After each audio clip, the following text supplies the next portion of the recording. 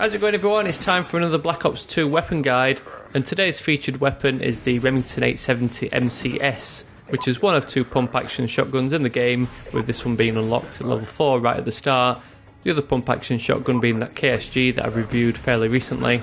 Unlike the KSG though, this is your more typical shotgun that fires those buckshot rounds as opposed to the KSG's slug round, which not only makes it more reliable in close range, it also makes it much more reliable in that you can secure those kills without being pinpoint accurate, and you've got those 8 pellets forming a spread, and as long as 2 of those pellets hit your target at close range, you're automatically guaranteed that kill.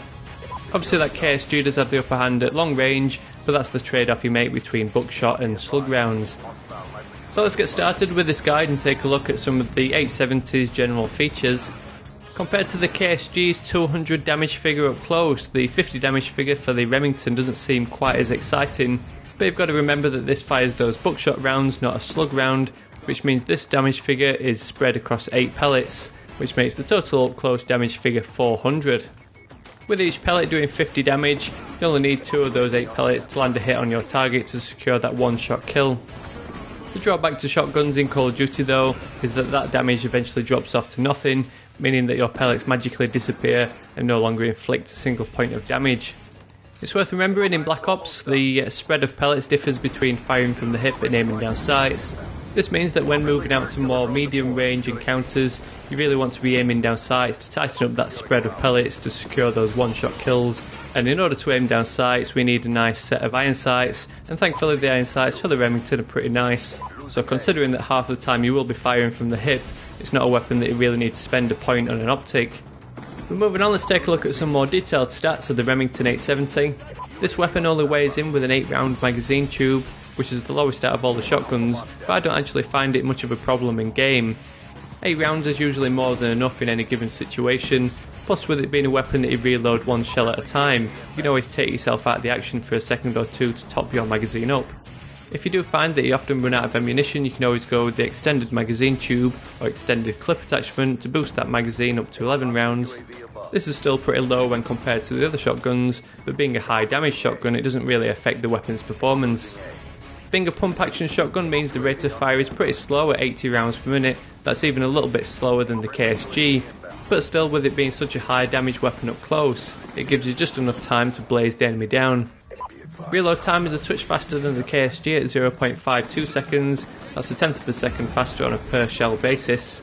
And to cover some general stats for the shotguns, you get a decent aiming speed of 0.25 seconds, as well as that full movement speed of 100%.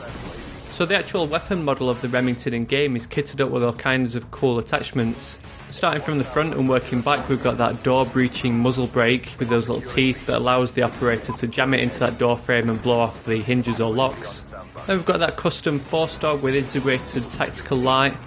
Then we've got a couple of side saddles that are reminiscent of the old stakeout from Black Ops 1, and an interesting little piece of trivia here is that these saddles hold a couple of spare shells, some of which are special green door breaching rounds. Then moving towards the rear with this variant of the R870 being a combat shotgun, we've got the pistol grip, as well as an aftermarket adjustable stock. Even though we've got the adjustable stock as an attachment, at least in its appearance this weapon's already got it equipped. So even after its range was reduced in a recent patch, the Remington R870 is still lots of fun to use, and it's certainly the most deadly weapon to use in close quarters. It might not have the long range firepower of the KSG, or the high fire rates of those semi-auto shotguns, the S12 and the M1216, but it still comes out on top in those close range firefights. Even though that KSG does a whopping 200 damage, you've got to be pinpoint accurate with that one slug round, but with the R870 you've got those 8 pellets that form a spread, which makes this weapon much more reliable, and you only need 2 of those pellets to hit your target. On the other hand, you've got those semi-auto shotguns that have the ability to spam out multiple shots, but for balancing purposes their damage is a lot lower, which means that you often require 2 or 3 full shots to land a hit in order to secure that one-shot kill, by which time you've got the chance of being gunned down from return fire. So as long as you keep your engagements in close range, you can go on a real rampage with the R870, so it's definitely worth spending points on perks to maximise your character's manoeuvrability and agility. And if you want to see my own recommendations of a class you can run with your R870, don't forget to check out my Point Man class setup that I did early on in my Black Ops 2 class setup series. In that video I not only talk about the attachments I like to run, but I also give you a full setup of equipment, perks and scorestreak rewards. So let's finish off this guide to the Remington 870 and take a look at my recommendations of an attachment configuration. It's your choice whether you want to run one attachment, two attachments, or go with that primary gunfighter wildcard and run all three attachments that I recommend. Either way, this weapon will still perform pretty well, and even though you might be sacrificing some of the benefits from these attachments, you can always put those points towards perks or tactical grenades. But my first attachment configuration goes with the long barrel. With the range being the only factor that affects this weapon's performance, you really want to maximise the range as much as possible. So while that long barrel attachment only increases the range by about 15%, it's going to allow you to get those one-shot kills from close range out to medium range, or at least medium range in shotgun terms. This is just going to mean the difference between securing a one-shot kill versus a hit marker, or a hit marker versus no hits whatsoever. Even though you can aim down sights to decrease that pellet spread, the laser sight is always a handy attachment to increase your hipfire accuracy. Firing from the hips is the way to go in close range encounters, and that decreased spread from the laser sight is going to give you more potential of a one-shot kill.